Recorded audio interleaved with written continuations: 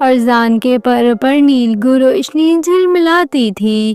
اس کے بال چاندنی جیسے سفید مگر نیلے سائے لیے ہوئے، اور اس کے ہاتھوں میں ہمیشہ ایک پرانا لکڑی کا وائلن رہتا۔ لیکن ارزان کی دھن میں کچھ ادھورا تھا۔ وہ جتنی بھی کوشش کرتی اس کے ساز میں دل کی وہ شدت نہیں آتی تھی جو کبھی نغمستان کی پہچان تھی۔ لوگ اس کی محنت کو سراہتے مگر کہتے تمہاری دھن میں احساس کم ہے، پر ارزان یہ صرف نوٹ ہے، نغمہ نہیں۔ نغمستان کی فضا بدلنے لگی تھی۔ کبھی ہر گوشہ نغموں سے گونجتا تھا، اب وہاں کی فضا خاموش تھی، جیسے کسی نے آسمان کے سر چھین لیے ہوں۔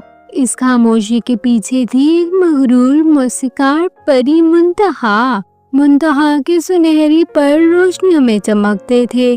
وہ کمال کی دیوانی تھی مگر احساس سے خالی۔